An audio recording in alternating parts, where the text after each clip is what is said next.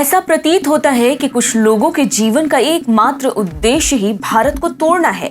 वो हर समय केवल भारत को खंडित करने का ही सपना पाले रहते हैं, यह जानते हुए भी कि वो इसमें कभी सफल हो ही नहीं पाएंगे। ऐसा ही कुछ उद्देश्य खालिस्तानियों का भी रहा है। बीच बीच में खालिस्तानी अपनी कुंठा को प्रदर्शित करते हुए अपने कथित आंदोलन को हवा देने का प्रयास करते रहते हैं।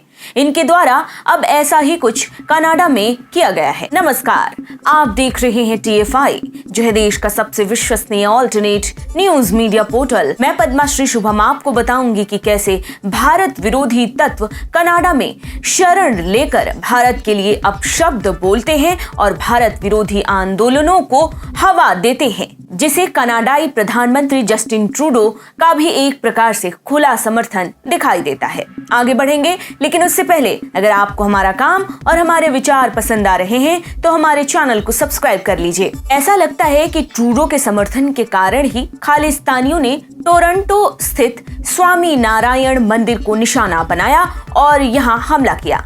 दरअसल मंगलवार को कनाडा के टोरंटो के BAPS स्वामी नारायण मंदिर पर असामाजिक तत्वों द्वारा हमला किया गया। इन लोगों ने मंदिर में तोड़फोड़ मचाई और यहां भारत विरोधी नारे भी लिखे। सोशल मीडिया पर इस पूरी घटना से जुड़े कुछ वीडियो भी वायरल हो रहे हैं, जिसमें देखा जा सकता है कि मंदिरों की दीवारों पर खालिस्तानियों के समर्थन वाले नारे लिखे हुए हैं। इस घटना के सामने आने के बाद हिंदुओं में बहुत आक्रोश है और वो इस निचले स्तर के कृत्य के लिए कड़ी से कड़ी कार्रवाई की मांग कर रहे हैं। वहीं भारतीय उच्चायोग की तरफ से भी स्वामी नारायण मंदिर पर हुए हमले की कड़ी निंदा करते हुए मामले पर जांच करने का आग्रह किया गया है। ओटावा स्थित भारतीय उच्चायोग ने ट्वीट करते हुए कहा, हम भारत विरोधी नारे लिखकर टोरंटो स्थित स्वामी नारायण मंदिर को नुकसान पहुंचाने की घटना की कड़े शब्दों में निंदा करते हैं। कनाडा के अधिकारियों से मामले की जांच करने और आरोपियों के विरुद्ध त्वरित कार्रवाई करने का आग्रह किया गया है। परंतु कनाडा में यूं मंदिरों को निशाना बनाने का ये कोई पहला मामला नहीं है। इसको लेकर भारतीय मूल के कनाडाई सांसद चंद्र आर्य बताते हैं कि कनाडा में मंदिरों पर हुई ये एकमात्र घटना नहीं है। इससे पहले भी अन्य मंदिरों को क्षति पहुंचाने के प्रयास होते रहे हैं। ऐसा प्रतीत होता है कि अब कनाडा खालिस्तानियों के लिए पसंदीदा ठिकाना बनता जा रहा है। पिछले कुछ समय से कनाडा में खालिस्तान समर्थकों की सक्रियता बढ़ती हुई दिखाई देती है। कनाडा की सरकारें शायद अपने वोट बैंक के कारण खालिस्तानियों के प्रति नरमी दिखाती है और इन्हें गंभीरता से नहीं लेती, जिस कारण कनाडा में खालिस्तानी अपनी पकड़ मजबूत करते चले जा रहे हैं। कनाडा में खालिस्तानियों के हौसले तो अब इस कदर बुलंद होने लगे हैं कि ब्रिटेन के बाद अब इन्होंने कनाडा में जनमत संग्रह तक की तैयारी तेज कर दी है।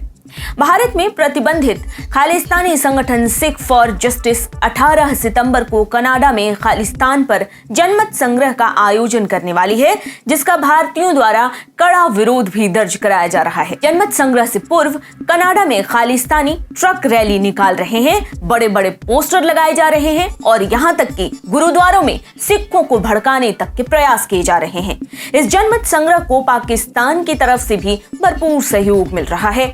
जाहिर तौर पर वो कनाडाई प्रधानमंत्री जस्टिन ट्रूडो ही हैं, जिनके कारण खालिस्तानी ताकतें कनाडा में मजबूत हो रही हैं। देखने वाली बात यह है कि जस्टिन ट्रूडो मंदिर वाली घटना पर भी अभी तक कुछ नहीं कहा है।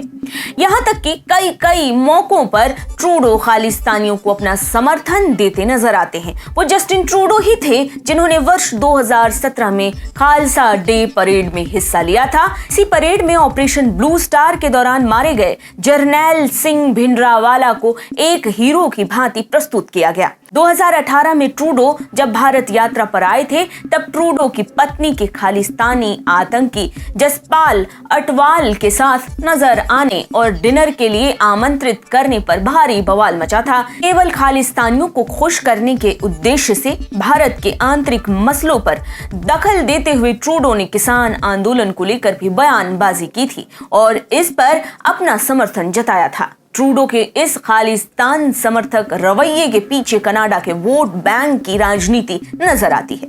दरअसल कनाडा में बड़ी संख्या में भारतीय रहते हैं। मुख्य तौर पर पंजाब से आए लोगों की आबादी यहाँ बहुत ज्यादा है। कनाडा में सिख वोट बैंक की राजनीति मायने रखती है। बड़ी संख्या में सिख ट्रूडो के समर्थन में वोट भी करते हैं। इसलिए अपने वोट बैंक को बनाए रखने और इसे मजबूत करने के लिए कनाडा के प्रधानमंत्री खालिस्तानियों के प्रति यूं प्रेम दिखाते नजर आते हैं। इसके लिए वो भारत के साथ अपने संबंधों को भी ताक पर रख देने के लिए तैयार हैं। इसमें कोई संदेह नहीं है कि भारत और कनाडा के बीच खालिस्तानी विवाद के कारण ही रिश्तों में खटास दिखाई देती है।